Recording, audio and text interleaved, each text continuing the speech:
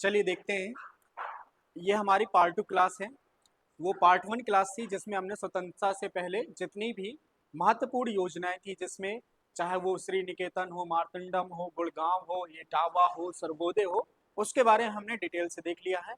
अब हम पढ़ते हैं जो महत्वपूर्ण, सबसे ज्यादा जो पेपर में पूछे जाने वाली परियोजना है, उसमें से एक का नाम है सामुदायिक विकास परियोजना, जिसे सीडीपी यानी कम्युनिटी डेवलपमेंट प्रोग्राम या प्रोजेक्ट के रूप में जानते हैं।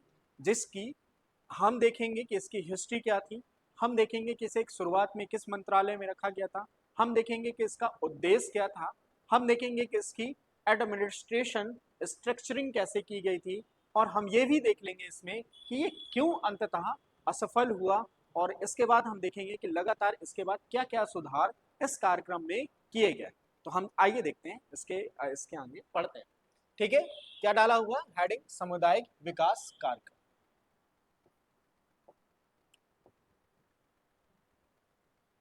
सामुदायिक विकास कार्यक्रम के बारे में एक छोटी सी इंफॉर्मेशन ये है कि देखिए, जैसे आपको मैंने इटावा प्रोजेक्ट पढ़ा है, ये इटावा प्रोजेक्ट के बारे में बताया। क्योंकि ऐसा माना जाता है कि 1948 में यूपी के इटावा और गोरखपुर में इस परियोजना को यानी सीडीपी को, कार्यक्रम को एक पायलट प्रोजेक्ट के रूप में प्रारंभ किया गया था। मतलब देखिए, जब भी कोई नई स्कीम लानी होती है या कोई भी न्यू मिशन लॉन्च करना होता है, या कोई मान के चलिए कोई न्यू गाड़ी किसी को लॉन्च करनी होती है, तो सबसे पहले क्या किया जाता है, उसे टेस्टिंग की जाती है। इसी तरह जब कोई महत्वपूर्ण परियोजना समाज के लिए लाई जानी होती है, तो देखा जाता है कि उसे दो क्षेत्रों में लागू किया जाता है। फिर देखते हैं क्या उसके परिणाम क्या उसमें कोई लूप होल्स है। तो यही सब क्या अध्ययन करने के उद्देश्य से ही इटावा और गोरखपुर जिले में सीडीपी को 1948 में एक पायलट प्रोजेक्ट के रूप में स्थापित किया गया। और बाद के अध्ययनों से देखा गया कि हाँ, यह एक संपूर्ण समुदाय के विकास से संबंधित योजना है, जो किसी भी समुदाय में उसकी आत्मनिर्भरता को प्राप्ति में बहुत ही बड़ा योगदान दे सकती है। तो देखते हैं इसकी हिस्ट्री में, छोटी सी हिस्ट्री ये हो गई कि 1948 में इसे पायलट प्रोजेक्ट के रूप में शुरू किया गया था। क्योंकि आपसे कभी क्वेश्चन भी पूछ सकते हैं कि जो सामुदायिक विकास कार्यक्रम है, पायलट प्रोजेक्ट के रूप में किन जिलों को चुना गया था, तो ये आपको 2 जिले याद रखने हैं। ठीक है, इसके बाद देखते हैं कि आगे इसमें क्या था। 1948 आया। 1952 में 1952 में चूंकि योजना आयोग बन चुका था, तो योजना आयोग के जो निर्देशन में इस परियोजना को ज्यादा से ज्यादा क्षेत्रों में प्रसारित करने का प्रयास किया गया। क्योंकि जैसे ही हमारा देश आजाद हुआ था, तो जो अधिकतम हमारी जो अधिकतम जनसंख्या थी वो गांवों में ही रहती थी, और उस समय ग्रामीण जो डेवलपमेंट था वो बहुत ही कमजोर था। और जो कह सकते हैं कि जो ग्रामीण की जो पंचायती राज व्यवस्था हो, या सामाजिक हो, या सांस्कृतिक हो, या किसी भी क्षेत्र में हो, तो हर सेक्टर में पिछड़ी हुई थी। तो इसलिए देखिए, इसलिए इस कार्यक्रम का भी नाम रखा गया समुदाय।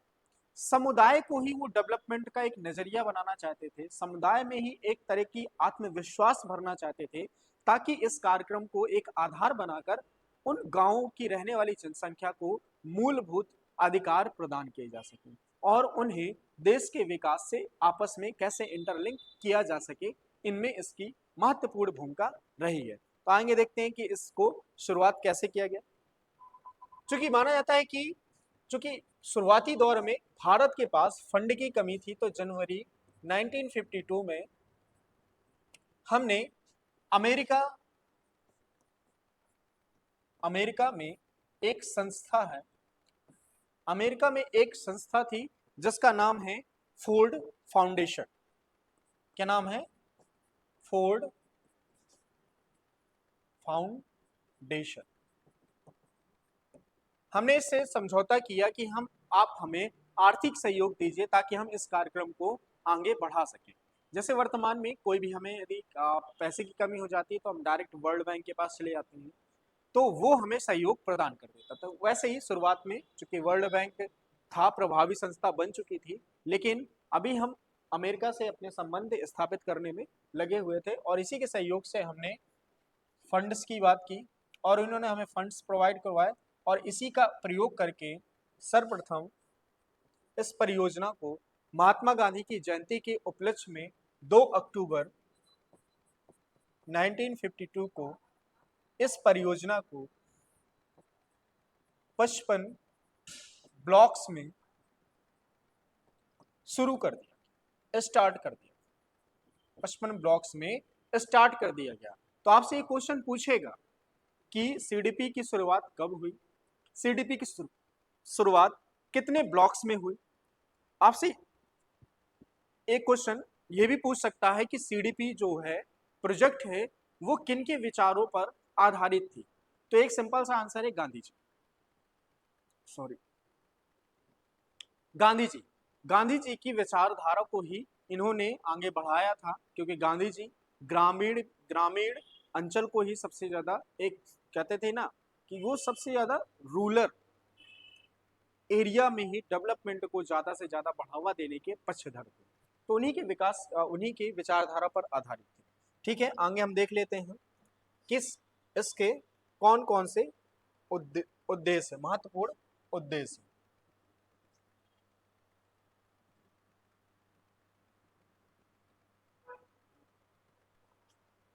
महत्वपूर्ण उद्देश्य, इस कार्यक्रम के उद्देश्य क्या थे। इस कार्यक्रम में एक महत्वपूर्ण उद्देश्य था ग्रामीण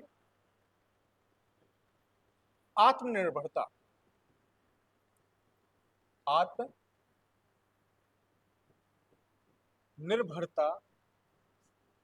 की प्राप्ति, आत्मनिर्भरता की प्राप्ति करना। मतलब चाहते थे कि जो ग्रामीण क्षेत्र है या ग्रामीण परिवेश है उसमें ग्रामीण ऑटोमेटिक एवरी मतलब प्रत्येक सेक्टर में अपना डेवलपमेंट सुनिश्चित करे और वो एक आत्मनिर्भरता की स्थिति में आ जाए। वो किसी भी अन्य बॉडी पर या अन्य स्टेट पर या अन्य स्ट्रक्चर पर, एडमिनिस्ट्रेशन पर वो निर्भर ना रहे और अपना विकास वो स्वयं करे। इस प्रोजेक्ट का सबसे महत्वपूर्ण उद्देश्य था आत्मनिर्भरता की स्थिति प्राप्त करना। और दूसरा क्या था, मनोवैज्ञानिक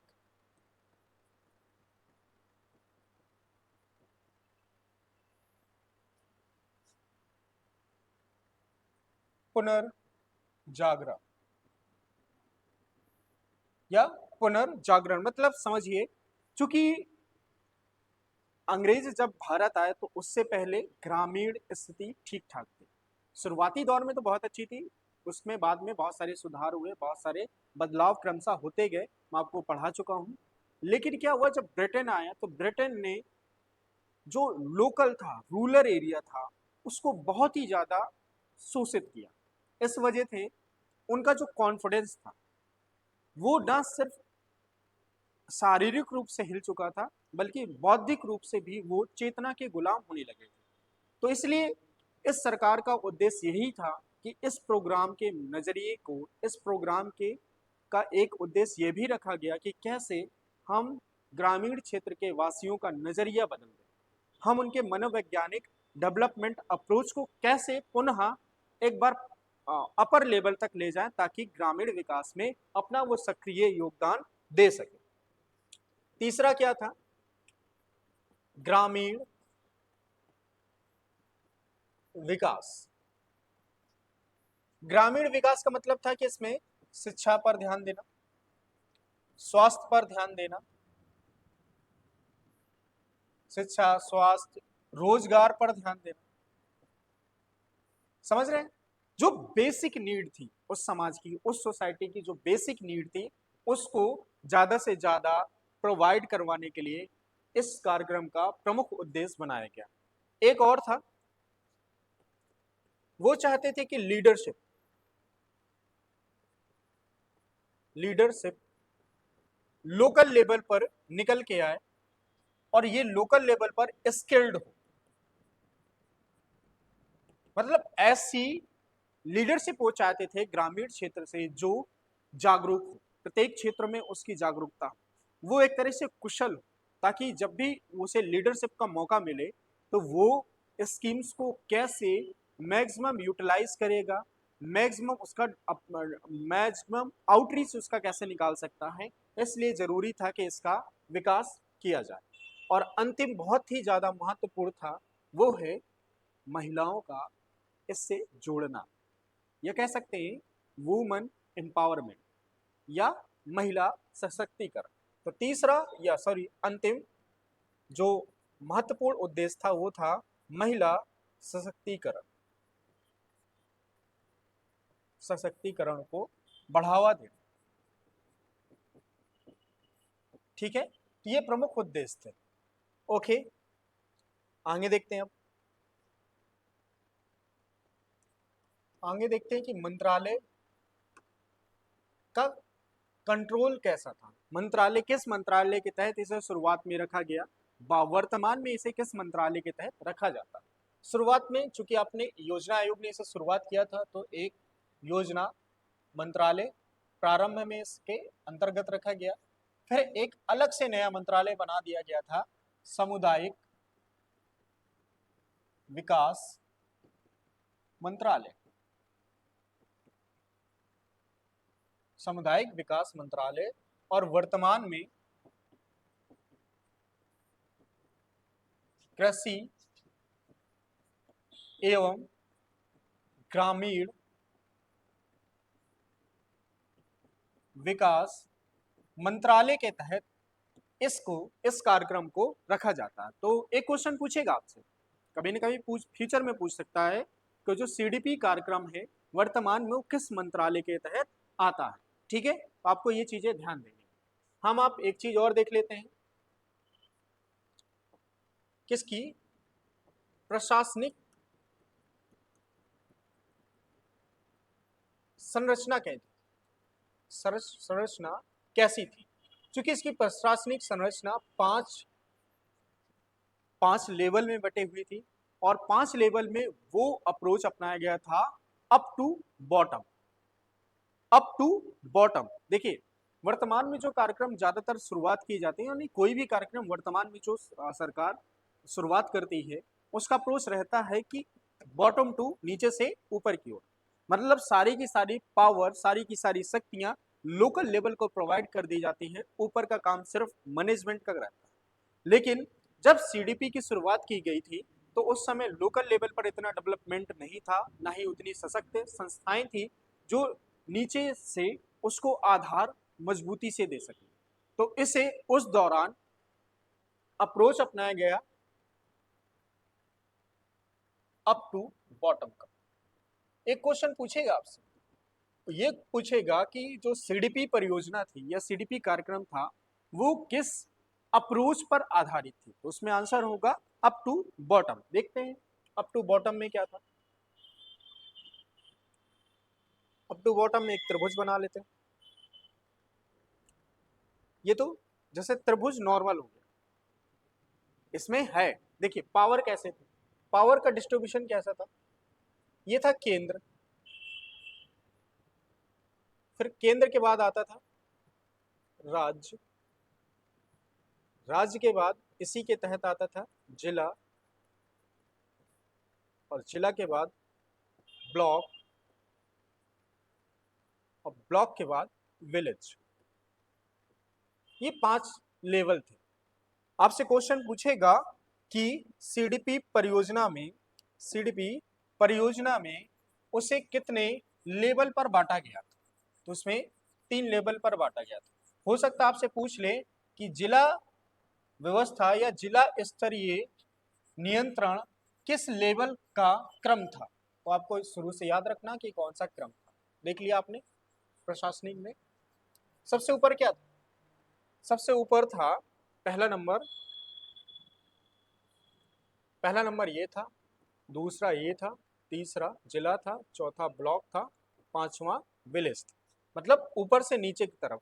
चूंकि पावर इस समय सेंटर में ही थी, सबसे ज्यादा पावर, सबसे ज्यादा सर्वशक्तिशाली केंद्र ही था, इसलिए जो अप्रोच अपनाया गया था अप टू बॉटम था। यहाँ क्या था, एक तरह की एक सलाहकार समिति का गठन कर दिया जाता था केंद्र लेवल पर। सलाहकार समिति का एक गठन किया गया प्रत्येक लेवल पर। मान के चलिए यहाँ भी किया गया, यहाँ भी किया गया, यहाँ भी किया गया, यहाँ भी किया गया। जो इसके अध्यक्ष थे, इस समिति के अध्यक्ष, वो थे प्रधानमंत्री। इसी तरह राज्य में जो अध्यक्ष निकल के आएंगे वो कौन होंगे?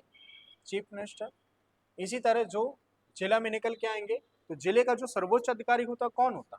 District magistrate, DM.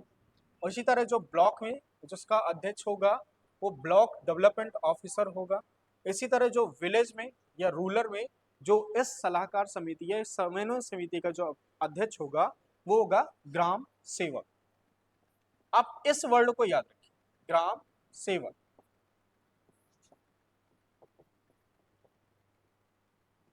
इस ग्राम सेवक की नियुक्ति 10 गांव के प्रमुख के रूप में की जाती थी। मतलब 10 गांव का एक प्रमुख अधिकारी बना दिया जाता था, उस पद का नाम था ग्राम सेवक। और इस ग्राम सेवक के पास ही सारे काम थे, एक तरह के गवर्नमेंट ऑफिसर भी था। ठीक है, ये 5 क्रम थे।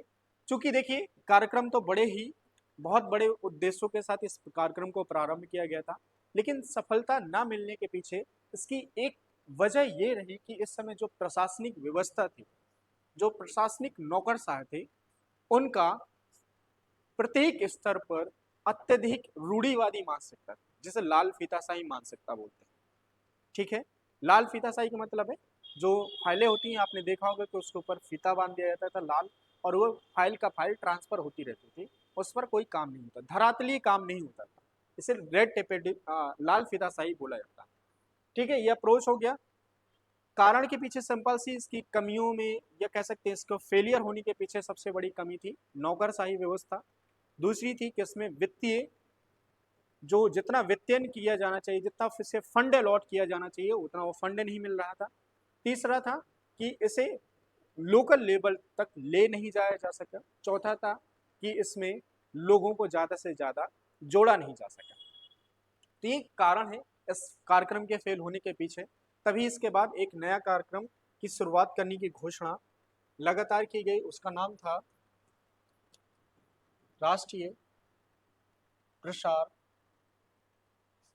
सेवा 1953। चूंकि सीडीपी परियोजना लगातार असफलताएं झेल रही थी, वित्तीय फंड की कमी हो रही थी, इसलिए इस प्लान को तैयार कर दिया गया और इसे भी गांधी जयंती के उपलक्ष्य पर 1953 को 2 अक्टूबर को प्रारंभ कर दिया गया। ठीक है, इस प्रारंभ करने के पीछे इसके छोटे छोटे उद्देश्य थे, कभी कभी पेपर में पूछेगा, आपको ध्यान देना है। देखिए इसमें लिखा हो प्रसार, एक समझिए इस वर्ड का नाम है एक्सटेंशन, चीजों को एक्सटेंड करना, प्रसारित करनी है। सबसे बड़ी कमी एक रह गई थी कि लोगों के पास जागरूकता ही नहीं थी कि वो उनके लिए स्कीम लाई गई है कोई भी। तो सबसे बड़ा काम क्या था कि कृषक जागरूकता को करना, पहला उद्देश्य था कृषक जागरूकता को बढ़ावा देना। दूसरा काम क्या था, जो कृषि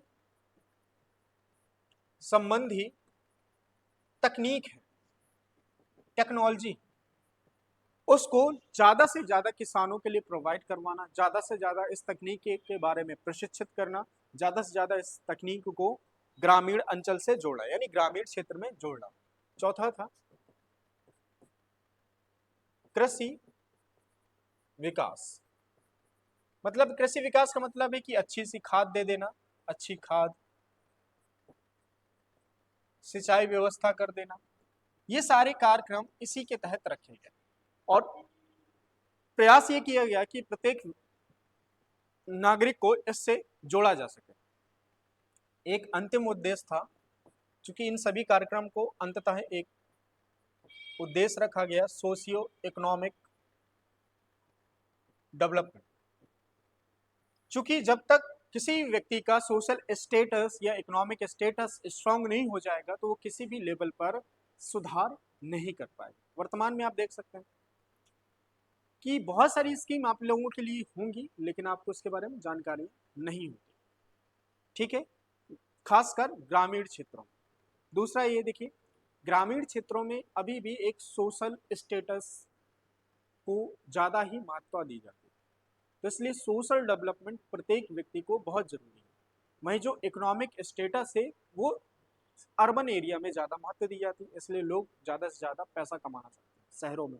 लेकिन गांव में क्या होता है, सामाजिक स्टेटस को बनाए रखना उनकी बहुत बड़ी चुनौती है। तो हम इस चीज़ को देखते हैं। ठीक है, ये स्टेटस थे, ये कार्यक्रम थे, आपने समझ लिए क्या थे ये। किसी को कुछ भी डाउट्स हो, किसी भी प्रकार का कोई भी डाउट्स रहा करे, वो कमेंट सेक्शन में जाके बता दिया करे, उसके आंसर आपको ग्रुप में भी प्रोवाइड करा दिए जाएंगे। और कोई भी सुझाव हो आप देते रहें, बताते रहें, कोई भी महत्वपूर्ण सुझाव हो आप देते रहें। देखिए, ये हो गया सिलेबस की एक लाइन हमने आज कवर कर ली। सेकंड वाले पार्ट में एक पहला पार्ट था, एक दूसरा पार्ट हो गया, वो छोटे छोटे वीडियो हैं। इसके बाद जो सिलेबस की तीसरी लाइन जो इसी से जुड़ी हुई, वो है प्रमुख समितियां। प्रमुख समितियां, ठीक है। तो मैं आपको यहाँ पर मुख्य मुख्य समितियों के बारे में डिटेल दूंगा, उनकी सिफारिशों के बारे में सुझाव दूंगा, कौन कौन सी सिफारिशें की गई, उनसे क्या क्या डेवलपमेंट निकल के आया, क्या क्या निष्कर्ष निकले, और इसके बाद किस तरह संवैधानिक विकास को बढ़ावा दिया गया। ठीक है।